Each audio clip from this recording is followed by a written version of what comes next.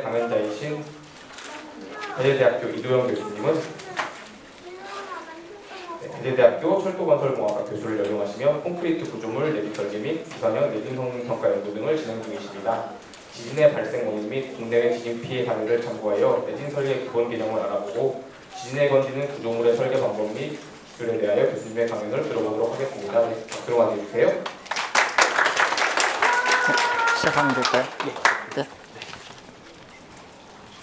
네, 안녕하십니까. 오늘 금요일에 과학터치에 이 지진에 견디는 구조물의 설계라는 주제로 발표를 하게 된 배재대학교 이도영입니다. 먼저 목차로는 오늘 발표할 순서를 말씀을 드리도록 하겠습니다. 먼저 저에 대한 간략한 소개와 그리고 지진의 발생 원인, 지진이 과연 무엇인지에 대해서 같이 알아보도록 하고요.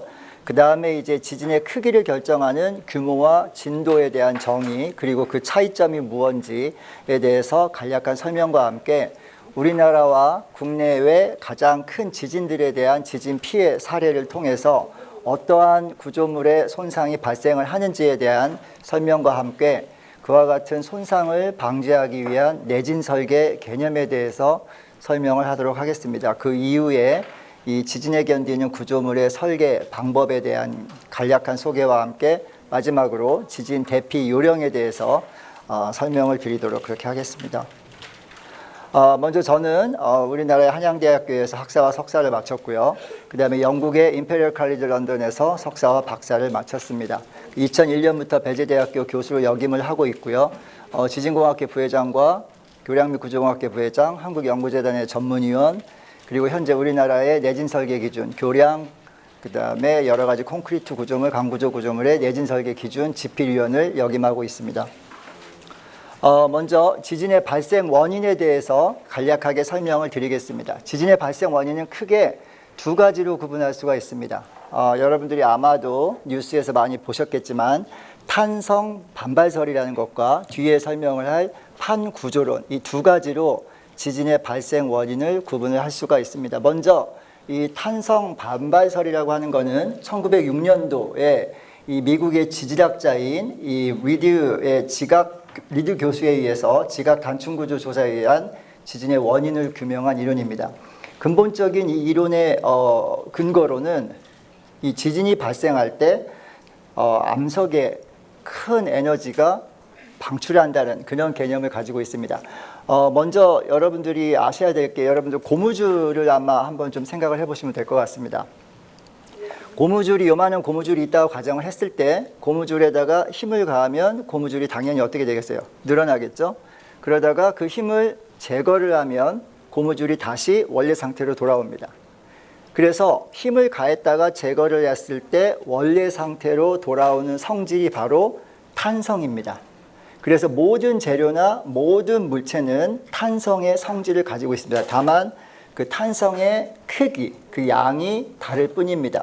마찬가지로 이 지구의 지표의 아래에 있는 암석도 제가 지금 방금 설명드린 고무줄과 같은 탄성을 가지고 있습니다. 물론 그 탄성의 크기는 각각 재료마다 다르겠죠. 그렇다고 한다면 탄성이라는 것은 반드시 한계를 가지고 있습니다. 다시 고무줄로 예를 돌아가면 여러분들이 고무줄을 늘렸다가 줄였다가 늘렸다가 줄였다가 하면 작은 힘으로는 제자리로 돌아오는 성질을 확인할 수가 있을 겁니다. 그런데 여러분들이 지금 현재 고무줄이 없으니까 상상을 할 수밖에 없을 텐데 고무줄을 큰 힘을 가해서 쭉 늘린다고 한번 가정을 해보십시오. 그러면 고무줄이 쭉 늘어나면 어느 순간에 적은 힘으로 고무줄이 쑥 하고 늘어날 때가 있을 겁니다. 그래서 힘을 제거를 하면 다시 원래 상태로 돌아오지 못합니다. 이 얘기는 뭐냐면 탄성 구간을 벗어난 거예요. 그럼 영구적인 변형이 발생을 합니다. 그래서 원래 제자리로 돌아오는 것과 영구적인 변형이 발생하는 그 경계를 탄성 한계라고 얘기를 합니다. 그래서 암석도 마찬가지로 탄성 한계를 가지고 있고 이 암석에 힘이 가해지게 되면 탄성 한계를 초과하는 어느 시점이 발생을 하겠죠. 그럴 때 바로 저와 같이 단층, 여러분들 많이 들어보셨을 거예요. 그 암석이 탄성 한계를 초과할 때 암석이 깨지면서 단층이 발달을 하게 됩니다. 그런데 이 단층이 발달하게 될 때는 레이저 포인터가 네, 잘 안 보이는데 저 오른쪽 그림에 보시는 것처럼 지표면의 면상에서는 서로 이렇게 맞물려 있죠. 그렇기 때문에 거기에서 쉽게 깨지지는 않습니다. 그러다 보니까 지표면에서 지각의 표면에서 아래로 떨어져 있는 어느 특정 위치, 약한 부분부터 깨지기 시작하겠죠. 그래서 암석이 깨지면서 단층이 발달을 합니다. 자, 그래서 여기 왼쪽에 보이시는 세 개의 그림이 단층의 가장 기본적인 형태들입니다. 물론 이거 이외에도 더 많은 단층들이 있지만 가장 대표적인 단층 세 가지만을 여러분들에게 지금 보여드리고 있습니다. 첫 번째는 정단층입니다. 정단층이라고 하는 것은 양쪽에 인장력이 작용을 하는 겁니다. 잡아다니는 힘이겠죠. 잡아다니는 힘이 작용을 할 때 저기 나와 있는 상반과 하반 중에 상반이 저기 보이시는 단층면이 있죠. 단층면을 따라서 상반이 아래로 내려가는 이와 같은 단층 운동이 발생을 하는데 이와 같은 것을 정단층이라고 얘기를 합니다.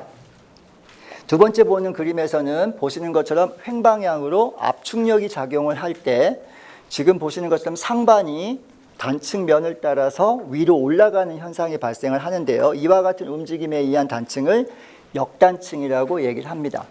그 다음에 마지막으로 상반과 하반이 수평으로 이동하는 그와 같은 움직임이 발생을 하는데 이와 같은 걸 갖다가 주양 이동 단층이라고 얘기를 합니다. 그래서 이거 이외에도 다른 단층의 형태가 존재하지만 현재까지 대부분의 지진은 이와 같은 단층의 운동으로 인해서 발생을 한다라고 알려져 있습니다. 그런데 중요한 건 뭐냐면 현재 이 탄성 반발설이 이 개념이 나왔을 때는 지진의 발생 원인을 가장 명확하게 설명하는 이론이었습니다. 그런데 점점 의문을 품게 된 거죠. 과학자들이 의문을 품게 된 이유가 뭐냐면 지금 지표 아래에 있는 암석이 깨지면서 단층이 발달하는 것은 이해가 되는데 이 단층을 발달하도록 유래시키는 힘이 원인이 어디에 있을까라는 것에 대해서 의심을 품기 시작했습니다. 그러다 보니까 그럼 그 힘의 원천이 뭘까라는 개념에서 나온 게 바로 지금 설명드린 판구조론입니다. 자, 지금 설명드린 판구조론입니다. 이 판구조론은 뭐냐면 한 1906년보다 조금 늦은 한 5, 6년 늦은 이후에 그 독일의 지질학자에 의해서 제안된 이론입니다. 그래서 우리 지구가 하나의 큰 대륙으로 뭉쳐져 있었고 그게 판으로 갈라져서 쪼개져 나갔다라는 이론이 바로 판구조론입니다. 지금 여기에서 보시는 것처럼 대략적으로 크게는 16개 정도의 판으로 나뉩니다. 우리나라 저기 보이시죠? 우리나라가 판 경계가 아닌 판 내부에 있습니다. 다행히도. 그러다 보니까 저와 같은 판들이 서로 움직입니다. 그러니까 우리는 못 느끼지만 지구의 표면 아래에서 대략적으로 약 한 1에서 4cm의 속도로 1년당 1에서 4cm의 속도로 이 판들이 움직입니다. 움직이는 방향은 잘 모르겠죠. 그러다 보니까 판과 판의 경계에서 마찰이 발생을 하겠죠. 판과 판이 지금 붙어 있는 게 아니고 경계면을 따라서 마찰이 발생하도록 형성되어 있기 때문에 움직이다 보면 마찰이 발생합니다. 그러다 보면 결국은 마찰이라는 거는 마찬가지로 마찰의 한계를 지니고 있고요. 그 마찰의 한계를 초과할 때 미끄러짐이 발생하겠죠. 그래서 지진이 발생한다는 이론이 바로 판구조론입니다.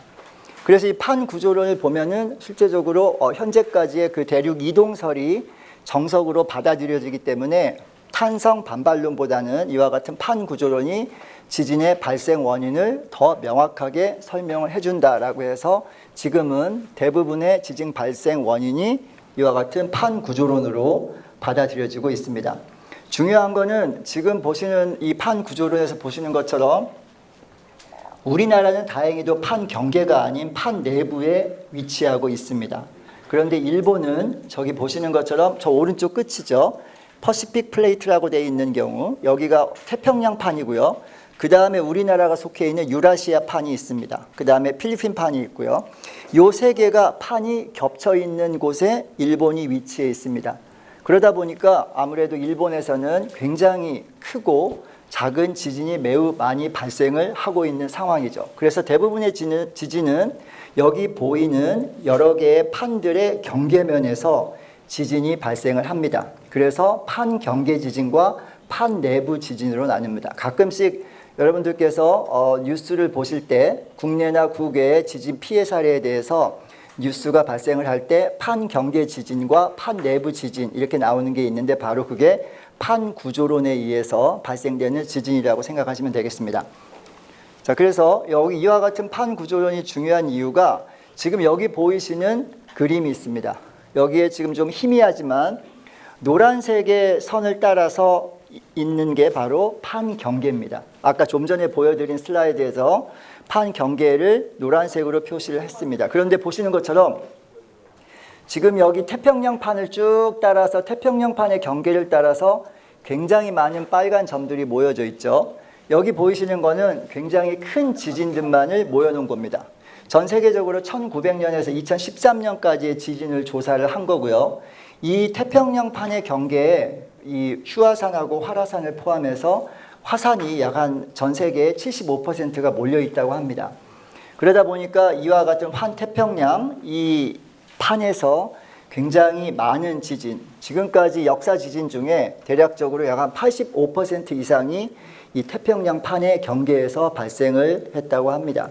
그렇기 때문에 저 왼쪽은 일본 이쪽이겠죠. 이쪽은 일본이고 저쪽은 미국의 캘리포니아 지역 해변가를 따라서 가고 있고 남미 쪽의 칠레나 이쪽을 통해서 판 경계가 지금 놓여 있는 걸 확인할 수 있죠. 그래서 태평양판의 경계에서 너무나 많은 지진이 발생을 했기 때문에 이 태평양판의 경계를 갖다가 불의 고리라고 얘기를 합니다. 아마 여러분들 뉴스에서 불의 고리라는 단어를 한 번쯤은 들어보셨을 겁니다. 그래서 왜 불의 고리인지를 이제 여러분들이 이해를 하셨기를 바라겠습니다. 자, 그래서 이와 같이 지진이 발생 원인이 판구조론과 그 다음에 탄성 반발설로 나뉘게 되어 있습니다. 그렇다고 한다면 이제 지진에 발생하는 크기가 과연 어떻게 결정이 되는지가 굉장히 중요하겠죠. 어떤 지진은 크고 어떤 지진은 작고 하는 게 있습니다. 여러분들 엊그저께 또 공주에서 규모 3.4라는 지진이 발생을 했었죠. 그럼 그 3.4라는 숫자가 갖는 의미가 과연 무엇일까라는 것을 지금부터 알아보도록 하겠습니다. 이 규모에는 크게 네 가지 형태, 물론 다른 여러 가지 형태의 규모가 있지만 크게 네 가지 형태의 규모로 나뉠 수가 있습니다. 첫 번째는 리히터 규모입니다. 아마 조금은 들어보셨을 거예요. 지진 에너지의 크기를 나타내는 절대적인 개념이라고 할 수가 있습니다. 그렇기 때문에 지진파의 진폭이나 주기 등에 의한 지진의 크기를 측정하는 단위고요. 여기 지금 사진에 보이시는 이 찰스 프란시스 리히터라는 분에 의해서 1932년도에 제안된 규모입니다. 근데 이 리히터 규모가 조금 단점이 있습니다. 리히터 규모는 큰 규모의 지진을 측정하는 데는 조금 어렵다고 해요. 왜냐하면 이 리히터 규모를 측정하는 이 수식이 있는데 이 수식이 큰 규모를 측정할 때는 굉장히 부정확하다고 합니다. 그래서 이 리히터 규모가 지금은 많이 쓰이지 않습니다. 하지만 최초로 이 지진 에너지의 크기를 나타내는 개념으로 규모를 산정하는 데 사용이 됐고요. 다만 이 리히터 규모의 특징 중에 하나는 뭐냐면 지진파가 관측되는 어느 장소라도 리히터 규모의 크기는 동일합니다. 자, 그래서 오른쪽에 보시는 표에서 보시는 것처럼 리히터 규모에 따른 평균적인 지진 효과가 지금 나타나 있습니다. 대략적으로 이거는 평균적인 거고요. 물론 사람마다 예민하신 분과 예민하지 않으신 분이 좀 차이가 있겠죠. 자, 보시면 규모가 1에서 1.9일 때 2에서 2.9 이렇게 쭉 단계별로 나타나 있습니다. 그래서 대략적으로 저희가 중요하다고 생각하는 규모는 6 이상이 되겠습니다. 그래서 일반적으로 1에서 6 미만까지는 구조물에 경미한 손상이 발생을 하고 사람마다 느끼는 그 지진의 강도가 조금씩 틀릴 수가 있습니다. 다만 6 이상에서는 내진 설계된 구조물 이외의 다른 구조물에서는 상당히 심각한 손상이 발생을 하고요. 저기 보이시는 것처럼 8 이상으로 넘어가게 되면 대부분의 구조물이 파괴가 되고 10 이상이면 지상의 모든 것이 파괴됩니다. 그렇기 때문에 지구가 멸망을 한다고 하면 이와 같이 물론 기후변화도 있겠지만 이 지진이 하나의 큰 원인이 될 수도 있다는 그런 분들이 계십니다. 자, 그 다음에는 이제 다른 규모로서 모멘트 규모입니다. 이 모멘트 규모는 여기 보이시는 것처럼 처음에 설명했던 것처럼 여기 보시는 이 단층이 있죠. 단층이 굉장히 큰 길이에 걸쳐서 발생을 합니다. 그렇다라고 하면 단층면이라고 아까 제가 설명을 드렸죠. 여기 보시는 하반과 상반, 요 면이 지금 단층면입니다. 자, 그렇다라고 한다면 지금 보시는 것처럼 모멘트 규모는 이 단층면의 어긋난, 서로 어긋나 있죠. 이 어긋난 면적과 단층이 어긋난 길이의 곱으로서 지진 에너지를 산정을 합니다. 그렇기 때문에 단층의 크기에 절대적으로 비례하겠죠. 하지만 길이에 따라서 기하급수적으로 에너지가 증가할 수도 있습니다. 그래서 주로 큰 지진을 측정하는 데 사용이 되고요. 아까도 말씀드렸던 것처럼 리히터 규모는 이 큰 규모를 측정하는 데 굉장히 부정확한 결과를 나타냈습니다. 그렇기 때문에 이 요즘에서는 말하는 규모는 대부분의 모멘트 규모를 얘기를 하고 있습니다. 그래서 여기 보시는 것처럼 규모 1이 증가할 때 에너지가 대략적으로 31.6배가 증가를 합니다. 사실 기하급수적으로 증가를 하는 거죠. 보시는 것처럼 여러분들이 엊그저께 발생했던 공주 지진의 규모를 보면 3.4 정도 됐었죠. 그러면은 3.4와 7.0과의 대략적인 비율을 보시면 엄청난 차이가 나타나는 걸 여러분들 확인하실 수가 있죠. 물론 이거는 에너지의 크기로 비교한 건데 사실 이 에너지의 크기를 비교할 때 일반적인 숫자보다는 그 폭발물, TNT의 폭약의 폭발물의 크기로서 일반적으로 많이 표시를 합니다. 그래서 아마 이 부분에 대해서는 여러분들이 이 포털 사이트를 좀 찾아보시면 TNT의 크기에 비례적인 에너지의 크기를 여러분들이 확인하실 수가 있을 겁니다. 다음은 이제 또 다른 구매로는 실체파라는 게 있습니다. 바디 웨이브라고 하는데 이 실체파 규모라는 게 있습니다. 그래서 영어로는 스몰 m에다가 스몰 b와 스몰 m에다가 캐피털 B로 표시를 하고 있습니다. 그래서 리히터 스케일 규모의 이 거리와 규모 한계를 극복하기 위해서 실체파 규모가 사용이 되고 있고요. 실체파는 크게 두 가지로 나뉩니다. P파와 S파로 나눠요. P파는 프라이머리의 약자고 S는 슈어의 약자입니다.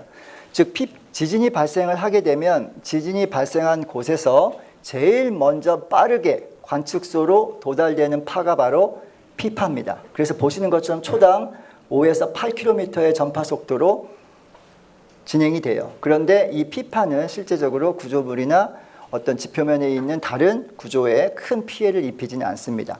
반면에 S파는 P파보다는 약간 느린 3에서 4km, 초속 3에서 4km의 전파 속도로 상하 진동에 의해서 피해를 줍니다. 상하 진동에 의해서 이와 같이 무브먼트가 움직이기 때문에 이 지표의 수직 방향의 움직임이 발생을 하게 됩니다. 자, 그래서 여기 보시면 P파의 움직임과 지금 S파의 움직임을 한번 같이 살펴보도록 하겠습니다. 예, 지금 보이시죠? 좀 넘어갔다. 죄송합니다. 예, 지금 보이시는 것처럼 압축적인 무브먼트로 압축 변형이 발생을 해서 앞으로 나갑니다. 이걸 쉽게 설명하면 여러분들 이렇게 생각하시면 돼요. 자, 여러분들이 앞으로 줄을 서 있습니다. 자, 여러분들이 줄을 서 있고 앞으로 나란히를 했어요. 앞으로 나란히를 했을 때 모든 사람이 한 방향을 바라보고 있고 여러분들이 앞에 있는 분의 어깨에다가 손을 얹었다고 한번 생각을 해보세요. 그냥 상상으로. 물론 여기 나와서 지금 아이들과 같이 실행을 해볼 수는 있는데 조금 위험합니다. 밀어야 되기 때문에. 그래서 아이들이 예를 들어서 5명이 이 방향으로 손을 어깨에 얹고 똑같은 모양으로 서 있다라고 생각을 했을 때 제가 맨 뒤쪽에 있는 아이를 한번 밀었습니다. 밀으면 어떻게 될까요? 그렇죠. 이렇게 넘기게 점점 앞으로 넘어가겠죠? 그게 바로 피파입니다. 바로 그게 피파라고 생각하시면 돼요. 그런데 피파의 특징이 있습니다. 피파는 고체만 전달하는 게 아니고 고체만 통과하는 게 아니고 액체와 기체도 통과합니다. 이렇게 되면 여러분들이 의미가 잘 뭔지 모르시겠죠. 자, 그 의미는 뭐냐면 자, 아까 제가 좀 전에 앞사람의 어깨를 짚고 계속해서 앞사람의 어깨를 짚고 있을 때 제가 뒤에서 밀었을 때 계속해서 연속적으로 앞사람이 밀리겠죠. 자, 그런데 제가 이번에는 5명이 서 있다, 6명이 서 있다, 몇 명이든지 상관없습니다. 그런데 앞사람의 어깨에다가 손을 얹어 놓지 않고 어깨에 손이 닿지 않고 좀 떨어진 거리에서 앞으로 나란히 했다고 한번 생각을 해보세요. 그런데 제가 여기에서 맨 뒤에 있는 사람을 조금 더 세게 밀면 어떻게 될 것 같습니까? 여전히 앞으로 밀려나가겠죠. 이게 바로 액체나 기체를 통과할 수 있다는 증명입니다. 그래서 피파는 여러분들이 보시는 것처럼 압축 변형이 발생을 한다는 거고요. 자, 여기 S파를 한번 보겠습니다. 자, S파를 보시는 것처럼 상하 진동을 하죠. 이와 같이 상하적으로 작용하는 힘이 축에 따른 수직으로 작용하는 힘을 슈어라고 얘기합니다. 그래서 한국말로는 전단이라고 얘기를 하는데 이와 같은 전단 웨이브가 작용을 해서 이와 같은 형식으로 작용을 하다 보니까 아무래도 지표의 수직 방향의 무브먼트가 발생을 합니다. 이 슈어 웨이브 벨로시티는 똑같이 사람끼리 서 있다라고 가정을 했을 때, 자, 이렇게 팔짱을 낀다고 한번 생각을 해보시면 돼요. 제가 5명이 있다라고 했을 때 옆 사람끼리 팔짱을 꼈습니다. 그럴 때 제가 맨 오른쪽에 있는 분을 이렇게 잡고 흔들었어요. 그럼 어떻게 될 것 같습니까? 사람들이 전부 다 이렇게 흔들리겠죠. 이렇게 S자로 흔들리게 됩니다. 이게 바로 슈어 웨이브 벨로시티의 가장 전형적인 전달 방식입니다. 그런데 이 S파는 고체만 전달합니다. 액체하고 기체는 전파되지 않아요. 그래서 그걸 갖다 여러분 어떤 식으로 생각하시면 되냐면 아까처럼 팔짱을 끼는데 서로 닿지 않고 팔짱을 꼈다고 생각을 해보세요. 이렇게 됐는데 옆구리에 이렇게 했죠. 옆 사람이 여기다 끼지 않았습니다. 그럼 어떻게 돼요? 서로 접촉이 없죠. 그럼 제가 맨 왼쪽에 있는 사람만 흔들었어요. 그럼 이 왼쪽에 있는 사람이 두 번째 있는 사람한테 영향이 가겠습니까? 안 가겠죠. 네, 그래서 S파는 오로지 묶여 있을 때만, 즉 고체 상태에서만 괜찮은지 모르겠네요. 네, 고체 상태에서만 전달이 된다라는 걸 여러분들이 알아주시면 되겠습니다. 자, 그 다음에 또 다른 형태의 파형으로는 규모는 표면파 규모가 있습니다. 이것도 마찬가지로 리히터 스케일 규모의 거리와 규모 한계를 극복하기 위해서 사용되는 규모입니다. 그래서 이때는 파가 두 가지가 있는데요. 사람 이름을 따서 러브파와 랠리파입니다. 그러니까 러브는 영국의 수학자의 이름이고요. 뒤에 랠리는 직접적인 이름이 아니지만 영국의 물리학자가 발견을 한 파입니다. 자, 보시는 것처럼 러브파는 대략적으로 아까 말씀드렸던 P나 S보다 더 느린 속도로 초속 2에서 3km의 전파 속도로 피해와 진폭이 실체파보다 훨씬 더 큽니다. 그래서 일반적으로 표면파가 실체파보다는 훨씬 더 큰 피해를 줍니다. 그 중에서도 가장 큰 피해를 주는 파는 저기 오른쪽에 보이시는 랠리파입니다. 그래서 러브파보다 더 느리고 큰 진폭과 함께 역회전 타원형의 움직임이 발생을 해요. 자, 여러분들이 한번 보시면 아실 겁니다. 자, 먼저 러브파를 한번 보겠습니다. 자, 옆으로 타원형 형태로 움직이죠. 타원형 형태로 움직이면서 이 구조물에 데미지를 입히게 되는 겁니다. 그런데 여기 보시는 랠리파는 여러분들이 이걸 보면 아마 생각나는 게 있으실 거예요. 큰 파도, 그렇죠. 예, 맞아요. 정확합니다. 파도입니다. 예, 파도처럼 움직여요. 그래서 이게 실질적으로 우리 지상에 있는 구조물에 가장 큰 영향을 미칩니다. 그래서 이와 같이 규모로 말씀을 드리자면 예전에 처음에 개발됐던 리히터 규모부터 모멘트 규모, 그 다음에 실체파, 그 다음에 표면파 규모까지 이 위에도 이제 지진이 많이 발생하는 일본에서 자기네들만의 방식으로 또 산정한 규모가 있습니다. 그 외에도 많은 규모들이 있고요. 그래서 가장 널리 사용되는 규모에 대해서 같이 알아봤습니다. 자, 그러면 이제 여러분들이 아마 뉴스에서 굉장히 많이 들었을 진도라는 게 있죠. 규모하고 진도는 굉장히 큰 차이가 납니다. 자, 그래서 여기서 진도는 뭐냐? 지진의 세기에 따른 흔들림의 정도를 표시한 상대적인 개념입니다. 아까 제가 리히터 규모를 설명을 드릴 때 절대적인 개념이라고 했죠. 그렇기 때문에 지진이 관측된 어느 곳에서든지 규모는 동일했습니다. 그런데 진도는 여기 보시는 것처럼 여기 이렇게 보시는 것처럼 여기에서 이제 지진이 발생을 했다라고 가정을 했을 때 이 지진이 집안의 종류에 따라서 증폭이 될 수도 있고 간폭이 될 수도 있지만 지진이 이런 식으로 번져 나갑니다. 번져 나갈 때 이 진원지에서 굉장히 먼 거리에 사람이 있다라고 가정을 했을 때와 진원지의 바로 위쪽에 사람이 있다라고 가정을 했을 때 진원지의 바로 위쪽에 있는 분이 멀리 떨어져 있는 분보다 훨씬 더 큰 흔들림을 느끼겠죠. 그 흔들림을 느끼는 크기의 단위가 바로 진도라고 생각을 하시면 됩니다. 그렇기 때문에 규모라고 하는 것은 지진이 갖고 있는 에너지의 크기라고 한다면 진도라고 하는 것은 지표면에 발생하는 진동의 상대적인 거리에 따른 상대적인 크기라고 얘기를 할 수가 있습니다. 저 오른쪽에 나와 있는 표는 제가 따로 구하기가 힘들어서 우리 행정안전부에 나와 있는 표를 갖다가 좀 인용을 했는데요. 진도와 그 다음에 아까 말씀드렸던 규모와의 그와 같은 느끼는 정도를 갖다가 나타내주고 있습니다. 그래서 진도 1부터 저기 보이는 진도의 12까지 지금 나눠주고 있고요. 이와 같이 나누는 방법이 수정 메르칼리 진도라고 얘기를 합니다. 자, 그래서 진도 1은 사람이 거의 느낄 수 없는 그와 같은 미세한 진동을 진도 1이라고 얘기를 하고요. 그 다음에 진도 2와 3은 저기 표시된 것처럼 약간의 흔들림이 있는 경우입니다. 이 경우가 바로 규모 지금 보시는 것처럼 3.0에서 3.9예요. 그렇기 때문에 엊그저께 공주에서 발생했다고 하는 3.4 규모의 그와 같은 지진은 우리가 느끼는 진도적인 개념으로는 저기 나와 있는 살짝 느끼는 정도입니다. 물론 저것도 사람마다 느끼는 방식이 좀 틀립니다. 뒷부분에서 다시 한번 설명을 하겠지만 이 구조물이나 사람이나 모두 자기 자신의 고유 진동수가 있기 때문에 그 진동수와 지진의 진동수가 일치되느냐 일치되지 않느냐에 따라서 흔들림에 느끼는 강도가 굉장히 사람마다 틀리다라는 걸 여러분들이 알아주시면 되겠고요. 중요한 거는 보시는 것처럼 진도의 10 이상이 되게 되면 뭐 거의 대부분의 인프라스트럭처가 전부 다 파괴가 되고요. 그 다음에 사회적인 재난과 함께 모든 운행이나 이동이 금지가 되겠죠.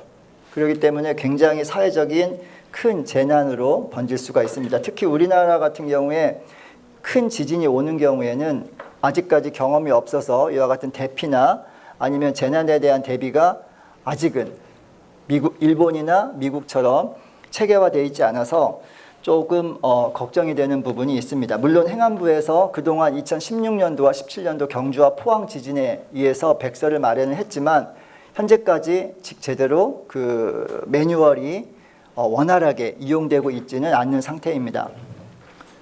자, 그래서 이제 지진 피해 사례로 한번 넘어가 보도록 하겠습니다. 그래서 우리나라와 국외의 피해 사례를 한번 같이 살펴보도록 하겠습니다. 여기 보이시는 그림은 기상청 자료입니다.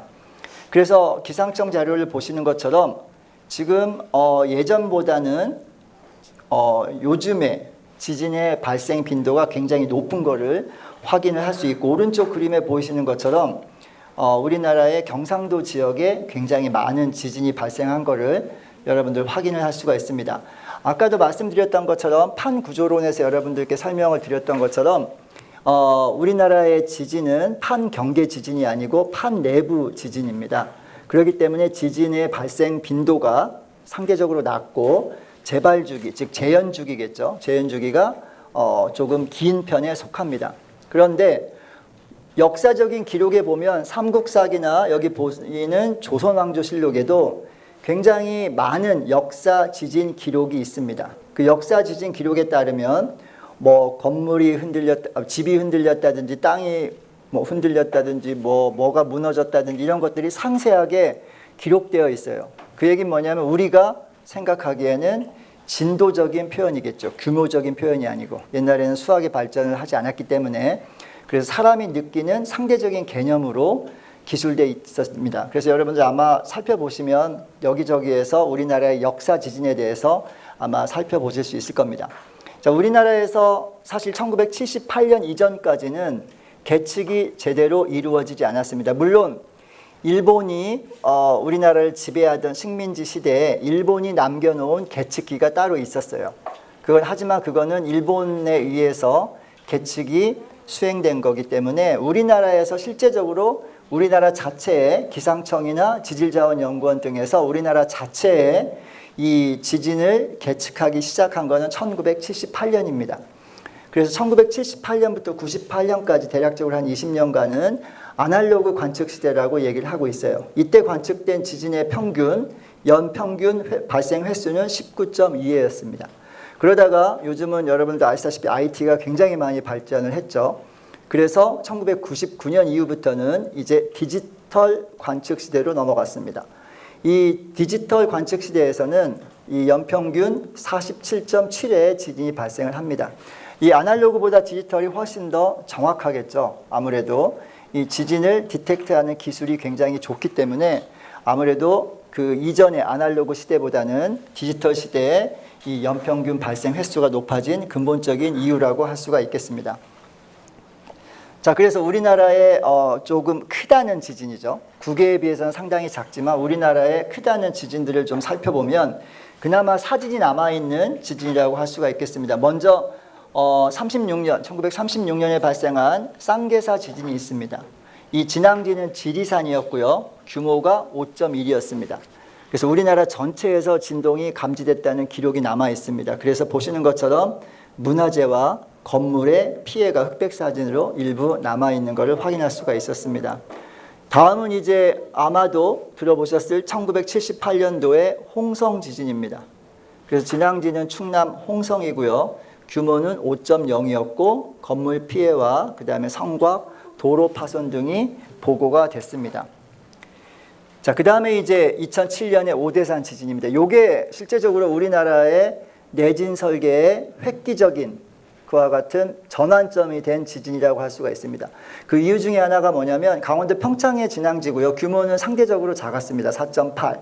그런데 비구조 요소의 경미한 피해가 발생을 했는데 이때 측정이 된 유효 지반 가속도라는 게 있습니다. 우리나라의 유효 지반 가속도는 설계 지반 가속도가 따로 정해져 있습니다. 뒷부분에서 설계에 대해서 말씀을 드리겠지만 이 오대산 지진 때 우리나라 설계에서 제시하고 있는 유효 지반 가속도를 초과했습니다. 굉장히 의미가 있는 지진이었죠. 그렇기 때문에 이 이후에 상대적으로 우리나라에도 현재 우리나라 설계 기준에서 제시하고 있는 최대 지진 하중을 초과할 수가 있겠구나라는 생각을 하기 시작했습니다. 그래서 이때부터 내진 설계의 획기적인 발전이 이루어졌습니다. 자, 이후에 2016년도에 가장 최근이죠. 경북 경주에 규모 5.8의 지진이 발생을 했습니다. 역사상 우리나라에서 가장 큰 지진이라고 할 수 있는 규모입니다. 그래서 건물 피해와 성곽 및 도로 파손이 있었지만 이때는 구조적인 피해보다는 비구조적인 요소, 뭐 간판이나 아니면은 그 건물에 붙어 있는 다른 뭐 타일이나 이러한 외부 부착물들이 손상이 많이 갔고요. 실제적인 구조적인 요소의 피해는 상대적으로 제한적이었습니다. 자, 그 다음에 이제 가장 피해가 많았다고 하는 포항 지진, 말도 많았죠. 이게 진짜 지진이냐 아니냐 이게 이런 여러 가지 매스컴에서 떠들었는데 이 포항 지진 때는 경주 지진에 비해서 상대적으로 굉장히 큰 피해가 발생을 했습니다. 지금 여기 맨 왼쪽 아래에 보이시는 그림이 일반적인 필로티형이라고 합니다. 그러니까 필로티형은 뭐냐면 우리가 흔히 하는 얘기로는 원룸 주택이라고 생각을 하시면 됩니다. 왜냐하면 주차 공간을 만들 수 없기 때문에 1층을 비우고 1층을 주차 공간으로 만들면서 건물이 올라간 형태죠. 그러다 보니까 1층에 굉장히 상대적으로 약한 강성의 기둥들만이 지금 존재를 하고 있는 상황이어서 위에 하중을 떠받들기가 굉장히 힘들었던 거죠. 그래서 압축력과 전단력에 의해서 이와 같이 기둥의 파괴가 많이 발생을 했었습니다. 이 이후에 건축 구조물의 필로티형에 대한 새로운 내진 설계 개념이 지금 막 얘기가 되고 있는 상황이고요. 그 다음에 맨 오른쪽에 있는 거는 교량입니다. 교량의 상부 구조와 하부 구조 사이에 받침에 저와 같은 파손이 발생을 한 거를 확인할 수가 있었습니다. 그래서 우리나라에서는 이와 같은 지진들이 발생을 했는데 상대적으로 굉장히 경미한 그와 같은 손상이라고 할 수가 있겠죠. 자, 그런데 이제 외국의 사례를 보면 우리나라하고는 비교가 되지 않습니다. 자, 1994년도에 1월 17일에 미국의 캘리포니아의 노스리지 지진이 발생을 했습니다. 이 노스리지 지진은 미국의 역사상 가장 큰 지진 중에 하나로 기록이 되어 있습니다. 그래서 사망자가 57명이고요. 부상자가 8,700여 명에 다다랐습니다. 경제적인 손실은 최대 약 한 500억 달러, 그러니까 우리식으로 하면 지금 환율로 한 60조가 넘겠죠. 모든 교량들이 전부 다 많은 교량들이 손상을 입었고요. 저기 보이시는 것처럼 송수관, 가스관 등의 2차 피해로 인한 화재가 많이 발생을 했습니다. 정확히 1년 뒤예요. 아주 우연히 일치겠지만 1년 뒤 똑같은 날입니다. 1995년 1월 17일에 아마 여기 학부모님들께서는 아마 보셨을 거예요. 일본의 한신 대지진이 발생을 했습니다. 규모는 7.3이었고요. 사망자가 6,400명 이상이 사망했습니다. 이 경제적인 손실은 약 한 2천억 달러, 그러니까 아까 뭐 60조의 4배 정도 되는 그와 같은 경제적 손실이 발생을 했고요. 여기 보이는, 아래 보이는 여기 교량 있죠. 이게 한신 익스프레스웨이입니다. 고베에 지나가는 한신 익스프레스웨이인데, 요 한신 익스프레스, 우리식으로 하면은 고가도로라고 생각하시면 됩니다. 이 고가도로가 완전히 무너졌었죠. 제가 박사과정 때 이거에 관해서 논문을 쓴 적이 있습니다. 한신 익스프레스웨이. 제가 박사과정에 있을 때 이 고베 지진이 발생을 했었고요. 이 교량의 무너진 원인에 대해서 논문을 제출한 적이 있습니다. 지금 여기도 마찬가지로 빌딩도 많이 무너졌고, 그 다음에 저기 보이시는 것처럼 화재도 엄청나게 많이 발생을 했었죠. 자, 그 다음에 이제 2011년 뭐 잘 아시겠지만 후쿠시마 원전 폭파 사고가 발생을 했던 동일본 대지진입니다. 그래서 이거는 해저 지진이죠. 육상 지진이 아니고 해저 지진이었고요. 사망자가 약 한 2만 명, 부상자가 6천 명, 실종자가 여전히 2,500명. 어마어마한 규모의 지진 피해가 발생을 했습니다. 경제적 손실은 아까 고베보다 훨씬 더 큰 3,600억 달러가 발생을 했습니다. 그렇기 때문에 이 일본에서는 아직도 이 후유증이 지금 남아있고, 이 오염수 방류와 관련해 가지고 국제적으로 많은 이슈가 되고 있는 그 근본적인 원인이라고 할 수가 있습니다. 금년이었죠. 아마 여러분들 많이 들어보셨을 겁니다. 2023년 2월 달에 튀르키예 지진이 발생을 했죠. 여기서 보시는 것처럼 사망자가 상대적으로 굉장히 많습니다. 6만 명입니다. 그와 같은 얘기는 뭐냐면, 그런데 상대적으로 보시는 것처럼 경제적인 손실은 적죠. 그 이유가 뭐냐면 이 내진 설계가 제대로 되어 있지 않은 건물들이 굉장히 많았습니다. 그래서 대부분의 건물들이 다 무너졌고요. 우리나라에서도 몇몇 단체에서 이 원인을 조사하기 위해서 특별조사단이 2번 정도 파견이 됐었습니다. 협회하고 학회를 통해서.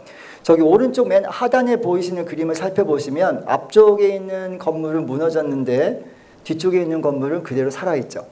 그러니까 내진 설계가 어느 정도 중요한지를 갖다가 보여주는 단적인 사진이라고 할 수가 있습니다. 그래서 적정한 내진 설계가 수행이 됐을 경우에는, 물론 내진 설계가 만병통치약은 아닙니다. 뒷부분에서 이제 보여드릴 텐데요.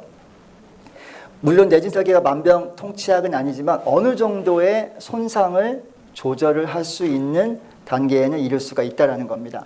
자, 그래서 이제 내진 설계의 기본적인 어려움에 대해서 제가 설명을 드리도록 하겠습니다. 이제 본격적으로, 지금까지는 앞에 지진과 지진의 피해 사례였고요. 자, 지진 하중이라고 하는 거는 여기 보시는 것처럼 명칭, 용어가 있죠. 진원이 있습니다. 진원은 지진이 발생한 소스라고 할 수가 있고요. 그 다음에 그 위에 수직으로 지표면에서 측정되는 장소를 갖다가 에피센터라고 얘기를 합니다. 진앙이라고 해요. 그래서 지진파가 여기에서 이렇게 쭉 가면서 건물을 흔들립니다. 자, 그럼 이 건물이 흔들릴 때 왜 제가 이렇게 그림을 표시했느냐? 건물이 흔들릴 때는 우리가 이 지진파, 땅속에서 나가는 이 파를 갖다가 하중이라고 하는 건 힘이겠죠. 힘으로 치환을 해야 됩니다. 그럼 지진 하중을 어떻게 치환을 하느냐? 땅속에 있는 파로 진행되는 지진파를 설계해서 사용하기 위해서 힘으로 치환하는 방법에 대한 개념은 다음과 같습니다. 자, 이제 여러분들이 아마 버스에 서 있거나 손잡이를 잡았거나 잡지 않았다고 한번 생각을 해보세요. 자, 버스가 갑자기 출발합니다. 갑자기 출발하면 어떻게 되죠? 관성의 S로 넘어지겠죠. 그 다음에 버스가 갑자기 멈춰요. 그럼 서 있다가 갑자기 앞으로 당기겠죠. 자, 그럼 이 빨간색에 나와 있는 이 빨간색으로 표시된 게 지진파의 방향이라고 한다면, 여기 지금 하나 빠졌습니다. 이 연두색으로 표시되는 힘, 요게 바로 지진에 의해서 유발되는 하중, 즉 힘이라고 할 수가 있습니다. 그래서 내진 설계를 할 때는 지진이 발생할 때, 이와 같이 지표 아래에서 지진이 발생을 할 때 이 지진을 갖다가 하중으로 간주를 해서 이 하중을 저항할 수 있도록 구조물을 설계하는 게 바로 내진 설계의 기본 개념이라고 할 수가 있습니다. 그래서 보시는 것처럼 지금 이 개념을 살펴보시면 지금 이 버스의 가속하는 방향과 멈추는 방향에 따라서 위에서 힘이 작용하는 것처럼 사람이 움직이게 있죠. 구조물도 마찬가지입니다. 자, 그래서 여기 보시는 것처럼 일반적인 가정과 이게 사실 교량도 있고 구조물엔 여러 가지 다양한 인프라스트럭처가 있지만 아무래도 여러분들께서 이해하기 쉬운 게 이 건물이기 때문에 건물 위주로 지금 이 슬라이드를 작성을 했습니다. 그래서 집과 톨 빌딩이 있죠. 지금 좀 전에 제가 설명을 드렸던 것처럼 여기 이쪽 왼쪽에 있는 요게 지진의 방향이라고 한다면 이 그라운드 악셀러레이션이라고 하는 지진의 방향이라고 한다면 여기 보이시는 것처럼 요 방향에 따라서 이 방향과 이 방향으로 힘이 작용하는 거고 여기도 마찬가지로 요 방향과 요 방향으로 힘이 작용하는 것과 동일합니다.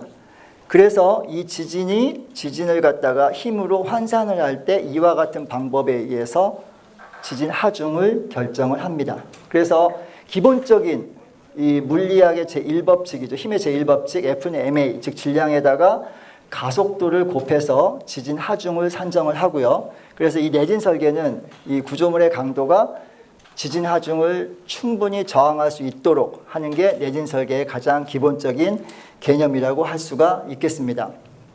자, 그런데 이 내진 설계에서 이제 필요한 설계 지진 하중이 있겠죠.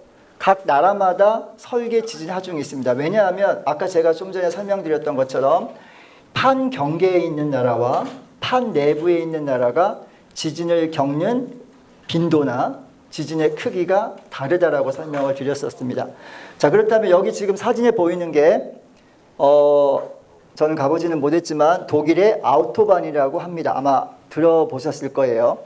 근데 이 독일의 아우토반이 속도 무제한으로 유명하죠. 그런데 이 속도 무제한이 전 구간이 속도 무제한이 아니라고 합니다. 일부 구간만 속도 무제한이라고 얘기를 해요. 그러면은 여 밑에 지금 여러 다양한 형태의 자동차들이 보여지고 있습니다. 제가 한번 그냥 따왔는데요. 이거 저작권에 안 걸린다고 해서 다행히 보여드리고 있을 수가 있는데 이쪽에 보이시는 스포츠카부터 해서 굉장히 고급 세단, 그 다음에 뭐 국빈들을 모시는 대통령 전용차, 그 다음에 구급차도 있을 수가 있겠죠. 그 다음에 많은 사람들이 타는 버스가 있을 수가 있고, 그 다음에 저와 같은 소형 경차가 있을 수가 있습니다. 그러면은 아우토반의 예를 들어서 아우토반의 전체 고속도로 중에서 일부가 속도 무제한 구간인데 그 일부의 속도 무제한 구간을 위해서 모든 차에 스포츠카의 엔진을 다룰 필요는 없겠죠. 그렇죠? 스포츠카는 고성능을 필요로 하는 겁니다. 그 다음에 저와 같이 이 국빈을 모시는 차들은 굉장히 안전이 중요하겠죠. 성능보다는 안전이 더 중요합니다. 그 다음에 마찬가지 구급차죠. 구급차도 속도보다는 안전이 중요하고 버스도 마찬가지입니다. 많은 인명을 갖다가 보호를 해야 되겠죠. 경차는 말할 나위도 없겠죠. 경차에다가 그 짧은 무제한의 고속도로를 달리기 위해서 스포츠카의 엔진을 단다고 생각을 해보세요. 굉장히 비경제적이겠죠. 그 외의 구간에서는 다시 속도 제한 구간을 달려야 됩니다. 그렇기 때문에 짧은 속도 무제한 구간을 달리기 위해서 모든 종류의 다른 차량에다가 고성능의 엔진을 다는 것은 굉장히 비경제적이라고 할 수가 있겠죠. 그래서 이 설계 지진 하중이라는 것은 나라가 위치해 있는 지리학적인 특성과 구조물의 중요도, 우리나라에서 뭐 전 세계적으로 마찬가지겠지만 특등급이라고 할 수 있는 구조물이 따로 있습니다. 병원도 특등급이 될 수 있고요. 그 다음에 방송국. 왜냐하면 재난이 발생을 했을 때는 방송국에서 실시간으로 재난방송을 수행을 해야 되겠죠. 그렇기 때문에 방송국 같은 경우도 특등급이 될 수 있습니다. 이런 식으로 구조물이 어디가 중요한지 중요도에 따라서, 그 다음에 구조물의 형식, 제가 여기 보여드린 것처럼 자동차의 형식이 다른 것처럼 구조물도 형식이 다르겠죠. 그 다음에 구조물의 성능 목표에 따라서 다 설계 하중이 달라지게 됩니다. 그래서 나라마다 똑같은 설계 하중을 가지고 있지는 않아요. 다만 우리나라의 설계 기준은 외국에 아무래도 연구의 역사가 그렇게 길지 않다 보니까 현재까지는 미국의 기준을 그대로 처음에는 가져왔었습니다. 이후에 이제 행안부에서 우리나라의 현실에 맞게끔 계속해서 지금 현재 수정을 해나가고 있는 그런 상황이라고 할 수가 있습니다. 자, 그래서 우리나라의 이제 설계 지진 하중을 어떤 식으로 결정하는지를 간략하게 살펴보면 먼저 설계 지반 운동, 아까 제가 보여드렸던 지진파 있죠. 그 지진파를 갖다가 설계 지반 운동이라고 얘기를 합니다.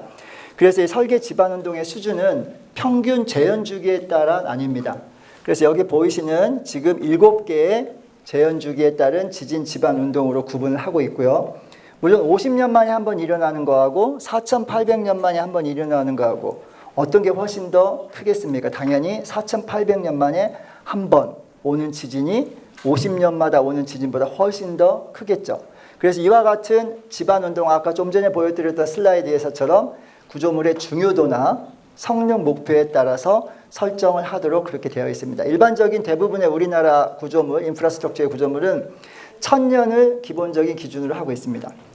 자, 그래서 보시면 지진구역과 지진구역 개수에 보면 평균 재현주기 500년을 기준으로 지진구역은 1과 2로 구분을 합니다. 그래서 우리 대전 같은 경우에는 지진구역 1에 속하게 되겠죠. 그 다음에 이제 위험도 개수라는 게 있습니다. 위험도 개수는 보시는 것처럼 평균 재현주기에 따른 값입니다. 아까 말씀드렸던 것처럼 재현주기가 크면 클수록 굉장히 큰 지진이 올 확률이 굉장히 높겠죠. 그렇기 때문에 위험도 개수도 비례적으로 커지는 그와 같은 결과를 나타내고 있고요. 그래서 아까 말씀드렸던 것처럼 우리 설계 기준에 필요한, 설계에 필요한 유효 수평 지방 가속도는 저기 보이는 이와 같은 여기에 나와 있는 이 값, 지진 구역 개수의 값에다가 이 재현 주기에 따른 위험도 개수를 곱해서 유효 수평 지방 가속도를 계산을 하고 있습니다. 그래서 여기에 보시는 이제 표준 설계 응답 스펙트럼이라는 거는 우리나라의 행정안전부에서 우리나라의 표준 설계 응답으로서 나타낸 스펙트럼입니다. 그래서 구조물의 주기에 따라서 하중을 결정을 할 수 있고요. 혹은 요 지금 나와 있는 다른 표들은 집안의 형식에 따라서 틀려집니다. 그러니까 집안이 단단한 집안도 있을 수가 있고 물른 집안도 있을 수가 있고 여러 가지. 여러분들이 아마 고속도로나 국도를 운전하다가 보시면 가끔 연약 집안 주의 이런 걸 표시판을 보신 적이 있을 거예요. 그런 집안의 형식에 따라서 이 표준 설계 응답 스펙트럼이 다르게 구성이 되고요. 혹은 우리나라에 역시 마찬가지로 국가 지진 위험 지도가 있습니다. 그래서 우리의 그 지역별로 어디에 위치해 있느냐에 따라서 국가 지진 위험 지도에서 유효 수평 지방 가속도를 직접적으로 읽을 수 있도록 그렇게 되어 있습니다. 자, 이제 내진 설계가 그래서 간략하게 설명을 드렸는데 이 내진 설계가 왜 어렵냐면 강도하고 연성입니다. 강도는 구조물이 구조물로서의 역할을 수행하기 위해서는 충분한 강도와 강성을 가져야 되는 반면에 붕괴를 방지하기 위해서는 충분한 연성이 요구가 돼야 됩니다. 자, 예를 들어서 이게 무슨 의미냐면 만약에 여러분들이 만원버스를 타고 가고 있다고 생각을 한번 해보십시오. 사람이 꽉 차서 움직이지 못할 정도의 손잡이를 잡고 있습니다. 그런데 만약에 버스가 급정거를 했습니다. 그런데 급정거를 하면 만약에 제가 진행 방향이 이쪽이었다. 제가 이렇게 잡고 있었습니다. 근데 급정거를 하면 제 오른쪽에 있는 모든 빽빽히 들어서 사람들이 저한테 밀려오겠죠. 그런데 제가 끝까지 버틴다고 생각을 해보세요. 그럼 어떻게 되겠습니까? 점점 힘들어지겠죠. 그런데 계속해서 이 오른쪽에 있는 사람들이 밀려오면 저는 결국은 어떻게 되겠습니까? 넘어지겠죠. 그런데 만약에 이쪽에서 오는 힘에 따라서 저도 같이 살짝 움직인다면 그 에너지가 방출이 되겠죠. 그게 바로 강도와 연성의 차이입니다. 그렇기 때문에 이 두 가지를 맞추기가 쉽지가 않아요. 또한 지진 자체가 규칙성이 없습니다. 워낙 랜덤하게 발생을 하고 지진의 크기도 랜덤하게 발생을 하기 때문에 이거를 적절하게 성능 목표를 만족시키도록 설계하는 것이 결코 쉬운 일은 아닙니다. 자, 그래서 왜 어려운지에 대한 동영상을 같이 보도록 하겠습니다. 자, 여기 보시면 세 가지 형태의 높이가 다른 구조물이 있습니다. 지금 저기 밑에 있는 게 지금 집안이 흔들리는 거라고 생각을 하시고요. 지진이라고 생각하시면 되겠습니다. 자, 그런데 지금 4해를 쓰면은 4분의 1이니까 0.25초 간격으로. 그러니까 여기에서 갔다, 제자리 왔다, 반대로 갔다, 다시 제자리 오는 이 사이클이 0.25초입니다. 그런데 0.25초를 흔드니까 왼쪽에 있는 두 개는 흔들리지 않죠. 오른쪽에 있는 것만 흔들립니다. 자, 그런데 이제 조금 더 보시면 자, 이제 점점 밑에 흔들림을 조금 더 빠르게 합니다. 아까는 0.25초 간격으로 흔들었는데 이제는 0.15초 간격으로 흔들기 시작하는 거예요. 0.15초 간격으로 흔들면 보시는 것처럼 오른쪽에 있는 구조와 왼쪽에 있는 구조는 흔들리지 않는데 가운데 있는 구조만 흔들리게 됩니다. 자, 이제 점점점 더 빨라집니다. 점점점 더 빨라지게 됩니다. 자, 보시면 잠깐 보시겠습니다. 이게 지금 0.15초고요. 자, 오른쪽은 특이하게도 흔들리지가 않죠.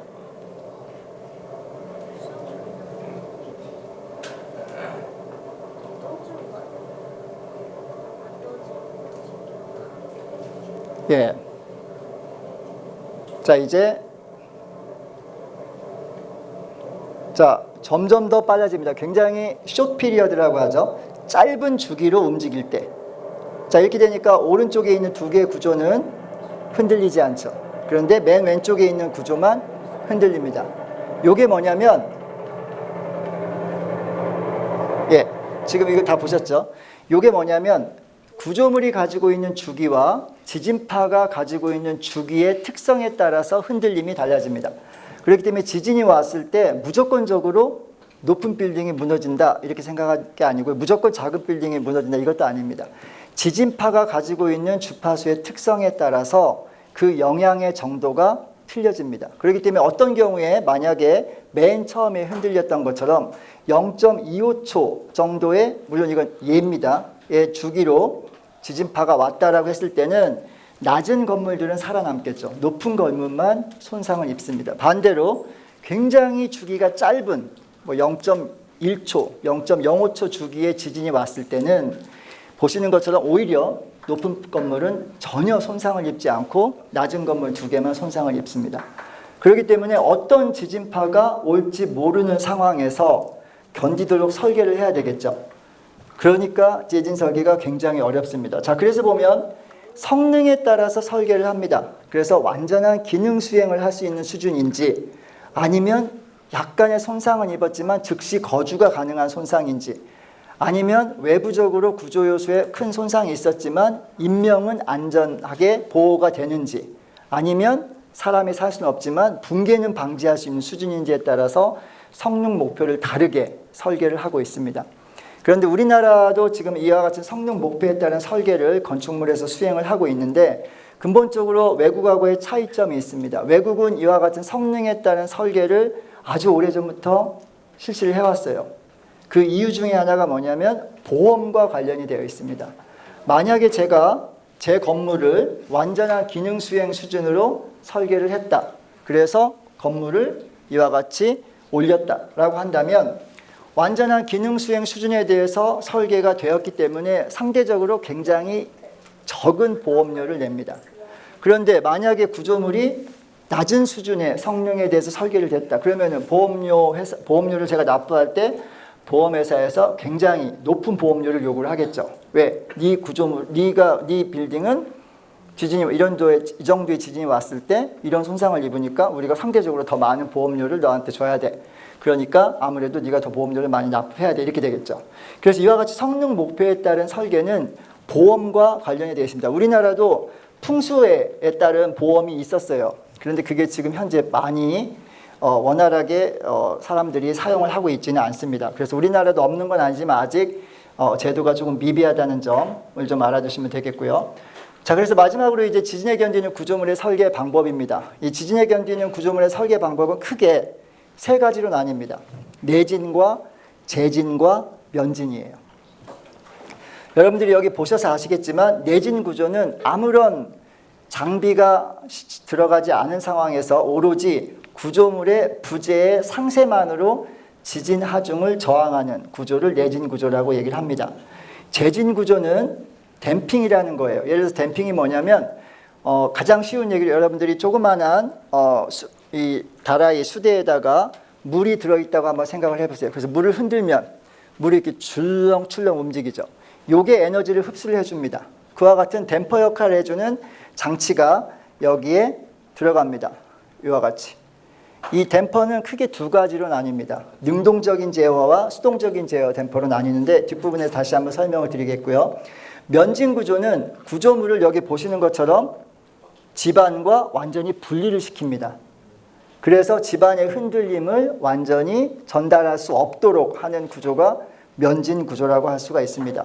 자, 그래서 보시면 이와 같은 내진 구조는 구제 부재의 설계 상세에 따라서 지진 하중을 저항을 하도록 설계를 하는 개념입니다. 그런데 이와 같이 골조로만 있는 것보다는 여기에다가 이와 같이 브레이싱이라는 걸 두는데 이 브레이싱을 가세 구조라고 얘기를 합니다. 혹은 벽을 채우는 거죠. 내력벽이라고 하는 벽을 채워서 아마 여러분들 아파트에서 많이 들어보셨을 거예요. 내력벽이라는 거.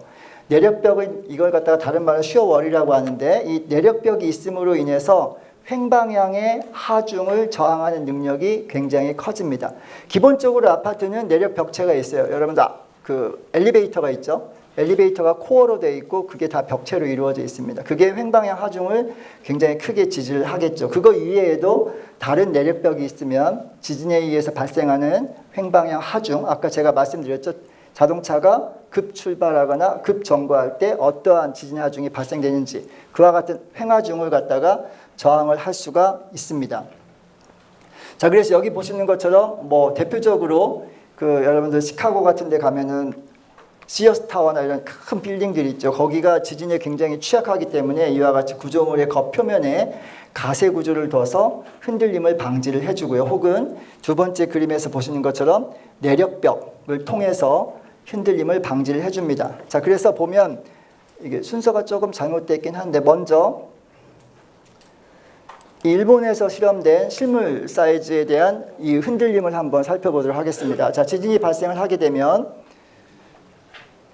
자, 보시면은 흔들림이 정형화되어 있지가 않죠. 이게 뭐 로테이션도 발생을 하고 앞뒤 옆으로 막 흔들립니다. 이거는 적정한 설계가 내진 설계가 잘 되어 있는 빌딩이고요. 그러다 보니까 큰 손상이 발생을 하지 않은 상태에서 흔들림이 발생하죠. 다만 이 흔들림은 정형화된 형태가 없습니다. 왜? 지진파 자체가 불규칙성을 가지고 있기 때문에 흔들리는 방향도 굉장히 임의적으로 흔들립니다. 그래서 이게 균열은 가지만 붕괴는 방지가 된 거죠. 자, 그런데 이와 같이 만약에 벽체가 들어가면 벽체의 움직임은 저와 같습니다. 굉장히 안정적인 횡방향 저항 능력을 가지고 있죠. 마구마구 프레임처럼 마구마구 흔들리는 게 아니고 횡방향에 대해서 굉장히 안정적인 거동을 나타내고 있습니다. 그렇기 때문에 벽체가 있냐 없느냐에 따라서 횡방향 저항 능력이 상당히 크게 차이가 난다는 걸 여러분들이 확인할 수가 있겠죠. 자, 이제 재진 구조입니다. 아까 말씀드렸던 것처럼 재진 구조에는 크게 능동적인 제어와 그 다음에 수동적인 제어로 나눌 수가 있습니다.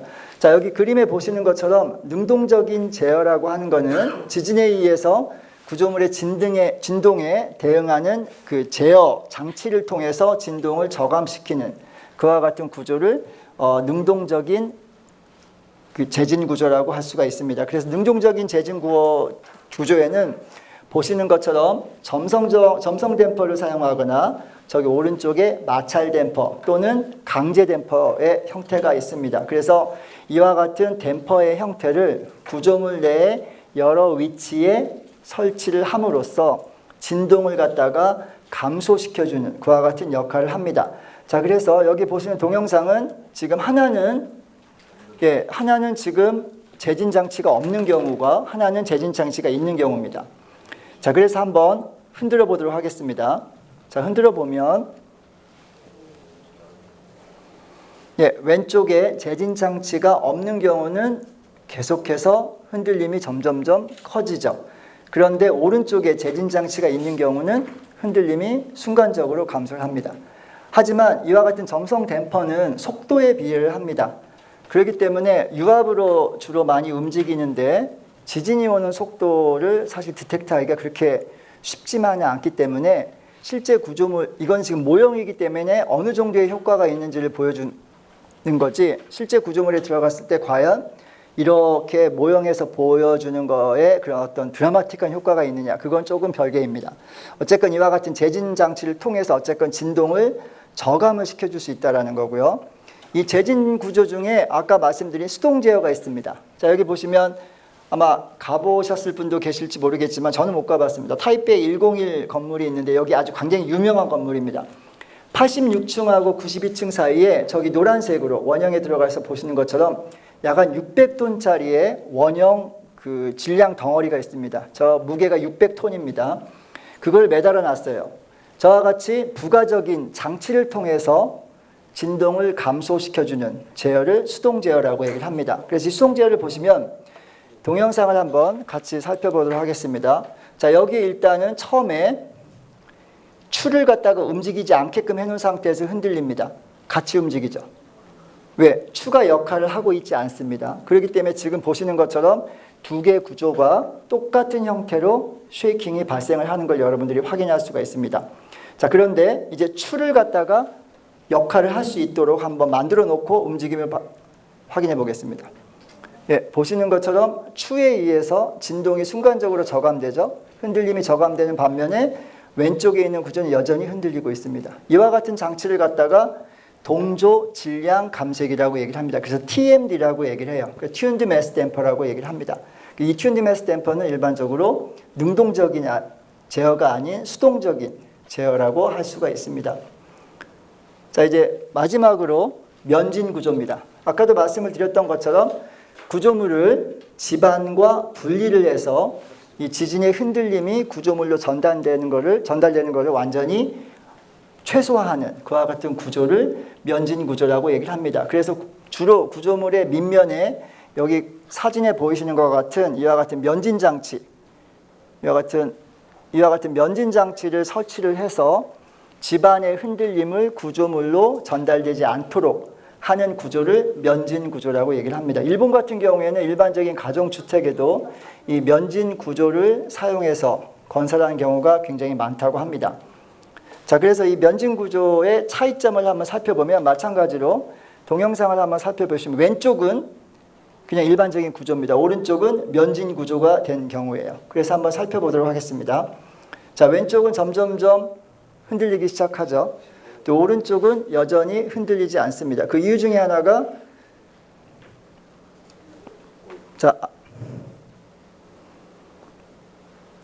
그래서 밑면을 쭉 내려가서 보면 이와 같이 서로 흔들림을 없애주죠. 안에 들어가는 베어링 형태로서 말 그대로 흔들림을 서로 상쇄시켜주는 역할을 합니다. 그래서 일반적으로 이 면진 장치가 원전 구조물에는 많이 도입이 되고 있습니다. 굉장히 원전이 여러분들 아시다시피 원전 구조물에 피해가 발생을 하게 될 경우에는 굉장히 사회적인 재난이 발생을 할 수 있어서 이 내진, 재진, 면진 어떤 것이든지 피해를 최소화할 수 있다면 모든 구조 형식을 사용해서 설계를 수행을 하고 있습니다. 그래서 최적화된 내진 설계를 수행을 하고 있습니다. 자, 마지막으로 이제 지진에 대해서 여러분들이 조금 설계를 어떻게 하는 거다라는 거에 대한 개념적인 설명을 드렸고요. 자, 마지막으로는 이제 행안부에서 고시하고 있는 지진 대피 요령에 대해서 한번 말씀을 드리겠습니다. 물론 잘 아시겠지만 제일 먼저 지진이 발생을 해서 내부에 있을 경우에는 튼튼한 탁자 밑으로 들어가는 거, 이건 많이 보셨을 거예요. 그런데 명심해야 될 거는 탁자 밑으로 들어가셨을 때 탁자의 다리를 꼭 잡고 계셔야 됩니다. 그냥 들어가기만 하면 안 되고 그 다리를 꼭 잡고 있으셔야 돼요. 그래야 보호를 할 수가 있습니다. 그 다음에 이제 가스 전기, 그 다음에 제일 먼저 그 다음에 해야 될 게 뭐냐면 도망가기 위해서는, 도망간다는 표현은 그랬지만 탈출하기 위해서는 내가 탈출할 이 비상구를 확보를 해야 됩니다. 그러면 예를 들어서 이 지진이라는 게 굉장히 큰 힘으로 건물에 작용을 하기 때문에 이 비틀어질 수가 있겠죠. 그러면 문이 열리지 않을 수가 있습니다. 그렇기 때문에 문을 열어둔 상태에서 다른 물건을 그 사이에 놓음으로써 문이 완전히 닫히는 것을 방지를 해야 되겠죠. 그래서 출구를 갖다가 확보를 해야 되고, 그리고 신발을 신고 반드시 계단을 이용을 해야 됩니다. 엘리베이터는 순간적으로 멈출 수가 있기 때문에 반드시 계단을 이용해서 대피를 하시고요. 그래서 이제 건물에서 나왔을 때는 가능한 가급적이면 비구조 요소, 아까 말씀드렸던 것처럼 타일 같은 거나 외부에 붙여있는 부착물이 떨어질 수가 있기 때문에 건물에서 가급적 멀리 피신을 하시는 게 좋고요. 아마 지역마다 대피소가 있을 거예요. 일반적인 초등학교 운동장 혹은 학교 운동장이 대피소로 주로 많이 사용을 하고 있습니다. 그래서 여러분들께서 안전하게 멀리 떨어져서 대피하는 게 가장 중요하고요. 만약에 여러분들이 특정 지역에 있다라고 했을 때, 예를 들어서 학교에 있는 경우는 아까 말씀드린 것처럼 탁자 밑에 들어가서 다리를 꼭 잡고 있는 방법이 있을 수가 있고요. 만약에 엘리베이터에 있는데 흔들렸다라고 한다면 일단 모든 층의 엘리베이터를 다 눌러놓습니다. 그래서 가장 먼저 열리는 층에서 내리시면 돼요. 그 다음에 계단을 이용하시면 되고요. 백화점이나 마트 같은 경우는 여러 가지 물건들이 많이 장식이 되어 있죠. 그것들이 떨어질 위험성이 굉장히 높기 때문에 제일 먼저 이 머리를 보호를 하는 게 가장 중요합니다. 그 다음에 극장, 경기장도 흔들림이 굉장히 많기 때문에 일단은 머리를 보호하면서 흔들림이 어느 정도 멈출 때까지 있다가 바로 빠져나오시는 게 좋고요. 지하철하고 전철은 마찬가지로 어떻게든지 손잡이를 확보를 하셔야 됩니다. 안 그러면 넘어져서 굉장히 큰 사고를 당하실 수가 있고요. 산과 바다 같은 경우는 좀 특이하죠. 산에는 산사태가 납니다. 그렇기 때문에 산에 있는 이 흙이나 이런 나무나 이런 것들이 쏟아져 내려올 수가 있겠죠. 그렇기 때문에 최대한 그런 것들을 피할 수 있는 방향으로 피하셔야 되고, 반대로 바다에 있다라고 한다면 해일의 가능성이 있겠죠. 해일이라고 하는 거는 여러분들이 아마 뭐 많이 보셔서 아시겠지만 바닷물이 지각이 내려가기 때문에 바닷물이 뒤로 쭉 빠집니다. 빠졌다가 축적된 에너지가 다시 올라오는 거죠. 그렇기 때문에 가능한 한 바닷가에 있다면 가장 높은 곳으로 일단 대피를 하시는 게 가장 좋습니다. 이거는 우리나라의 행정안전부에서 고시하고 있는 내용입니다. 자, 그래서 오늘 이상으로 간략하게 이 지진의 발생 원인과 그 다음에 내진 설계가 굉장히 어렵다는 거, 그리고 지진에 저항하기 위해서 구조물을 설계하는 방법에 대해서 간략하게 같이 알아봤습니다. 이상으로 발표를 마치겠습니다. 들어주셔서 감사합니다. 혹시 질문 있으면 질문을 받도록 하겠습니다.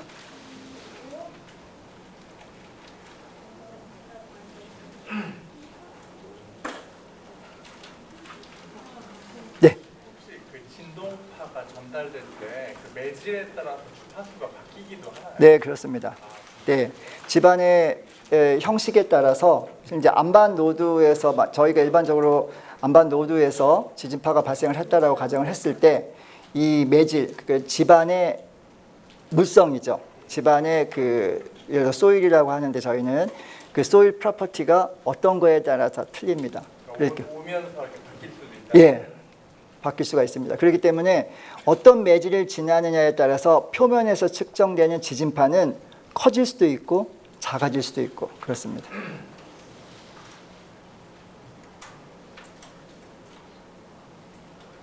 네. 그래서 다만 이제 우리나라는 기상청과 지질자원연구원 등에서 운영하고 있는 관측소가 있어요. 그 관측소에서 지진이 발생했을 경우에 그 관측소에서 일단 계측을 하게 됩니다. 그럼 그 계측된 지진파는 지표면에서 측정된 서피스 악셀러레이션이고요. 일반적으로 내진 해석이나 설계를 위해서 사용할 때 그 서피스 악셀러레이션을 실제 지진파를 사용을 합니다. 그래서 해석도 해보고 설계도 하고 일반적으로 그렇습니다. 그렇기 때문에 이 서피스 악셀러레이션이라고 하는 경우는 이미 이 아까 말씀드렸던 이 진앙지에서부터 시작해서 진원지에서부터 지진이 발생을 했을 때 진원지에서 계측소까지의 위치에 따라서 집안 특성이 틀려질 수가 있겠죠. 그러면 계측소마다 각각 다른 그와 같은 계측값을 갖게 됩니다. 네. 네, 그 혹시 본인이 거주하고 있는 건물에 네. 내진 설계가 어떻게 되어 있는지를 확인할 수 있는 방법이 있는지. 네, 지금 현재 서울시에서는 서울시에서는 홈페이지를 운영을 하고 있습니다. 그래서 본인의 그 주소를 집어넣게 되면 간략적인 내진 설계되어 있는 것과 그런 성능이 나오긴 하는데요. 현재 대전 지역은 아직은 그런 그 확인할 수 있는 방법은 따로 없습니다. 물론 실제적으로 행안부에서는 그와 같은 프로그램을 가지고는 있습니다. 그런데 그 프로그램이 굉장히 정확한 건 아니고요. 지자체에서만 지금 접속이 가능하고 일반인들은 가능하진 않습니다. 현재 그와 같은 우리 집 내진 설계 확인하기가 가능한 곳은 그것도 아주 대략적으로 가능한 곳은 서울시하고 경기도 지역입니다. 아직 대전은 시행되지 않았고요. 예전에 한 몇 년 전에 제가 이 과학원 교수님하고 대전시에 그 관련된 내진 설계와 관련된 그 과제를 하나 한 적이 있습니다. 거기에서 제안은 드린 상태입니다. 다만 이제 행안부에도 우리나라 행정안전부에도 전체 그와 같은 프로그램이 있긴 한데요. 실제 디테일하게 내진 성능을 확인할 수 있는 게 아니고 아주 개략적으로만 확인할 수 있는 프로그램이 구성은 되어 있습니다. 그리고 한 가지 더. 네. 단층 설명하실 때 네. 상반과 하반을 설명하셨는데 상반과 하반을 또 정의하거나 지정하는 네. 네, 당연히 있습니다. 이 그림을 보시면은 단층 면보다 위쪽에 있는 게 상반이라고 생각하시면 됩니다. 근데 일단 층일 때 네. 하반이 위로 올라가잖아요. 네. 그게 맞는 네, 여기서 보시는 것처럼 여기에서 이제 인장이 작용을 하게 되면 이 면을 따라서 이게 이렇게 인장을 작용하게 되면은 단층면의 위쪽에 있는 게 밑으로 내려가는 이와 같은 단층이 발생을 할 수가 있고요. 얘는 지금 이제 힘이 압축을 작용을 하게 됩니다. 압축을 작용하게 되면 면이 이렇게 되어 있기 때문에 상반을 끌어올리는 이런 역할을 하게 되는 겁니다. 그래서 면보다 지금 위쪽에 포개져 있는 게 상반이고 아래쪽에 있는 게 하반이라고 할 수가 있겠죠. 그래서 힘의 방향에 따라서 횡압력의 방향에 따라서 상반이 내려가고 올라가고 그렇습니다. 네. 살고 있는 집이 맨 꼭대기층인데 지진이 났을 때 내려가가지고 넓은 곳을 피해야 돼요? 아니면 옥상을 올라가야 돼요? 가능하면 가능하면 내려가는 게 좋겠죠. 네. 옥상에서 계단을 네. 옥상이 뭐라 인데요? 네. 집안에 액체화가 발견됐다고. 집안에 뭐요? 액체화요. 예. 그걸 기사로 본 적이 있어요. 네, 네.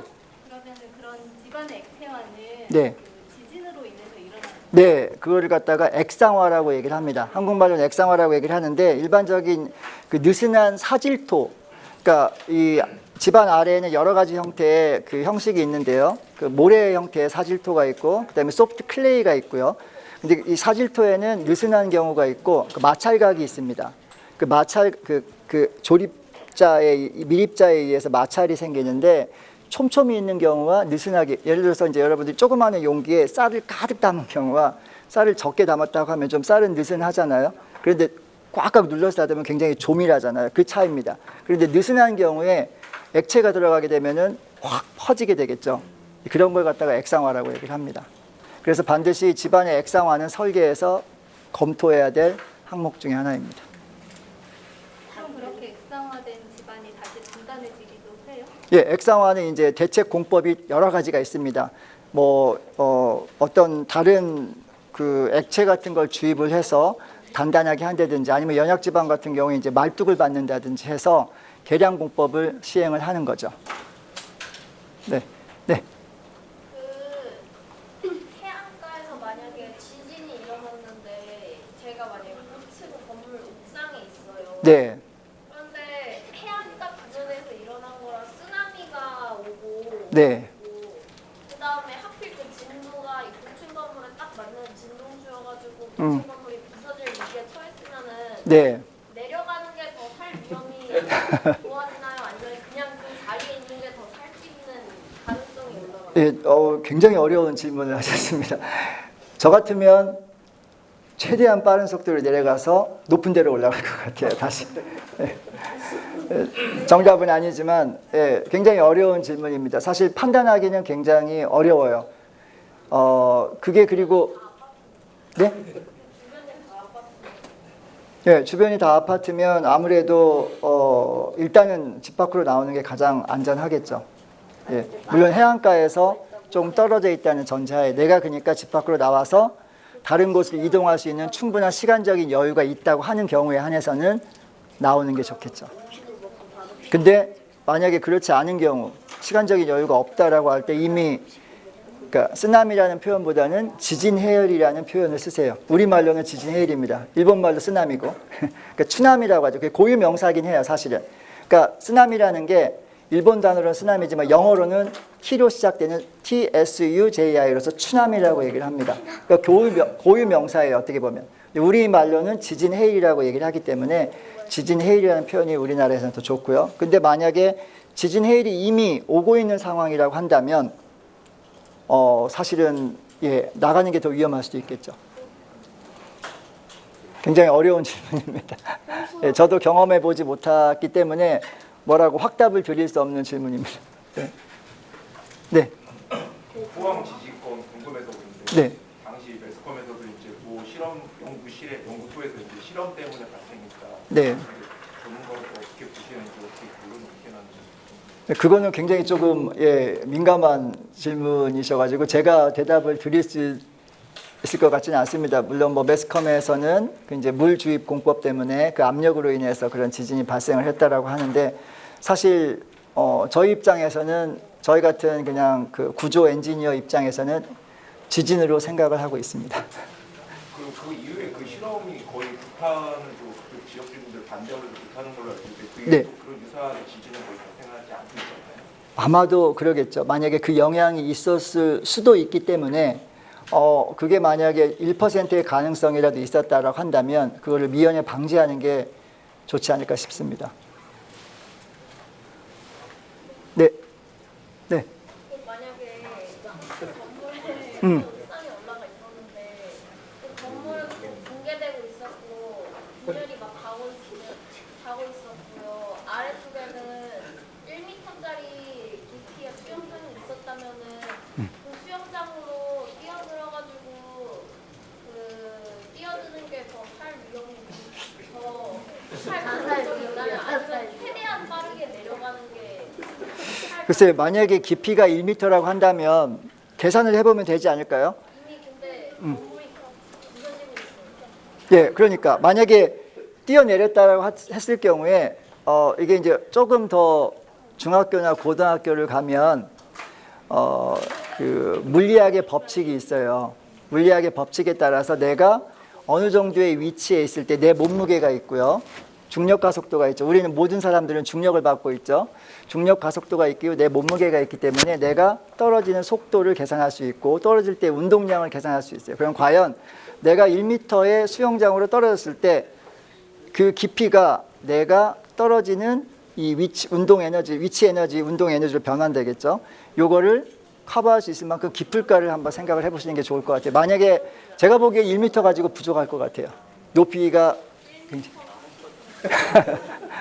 예, 1m 30도 그렇게 깊지 않은. 여러분 한번 생각해 보세요. 만약에 학생이 1m 30이었어요. 지금 키가 몇 cm죠? 150cm죠. 자, 그럼 학생이 점프대가 아니고 수영장 옆에서 붕 뛰어서 푹 점프해 본 적이 있으시죠? 예, 그 잠깐 조금 뛰어서 점프해 가지고 들어갔을 때 수영장 바닥에 발이 닿았어요, 안 닿았어요? 닿죠. 그럼 더 높은 데 떨어지면 어쩔 것 같아요? 네, 그렇게 생각하시면 됩니다.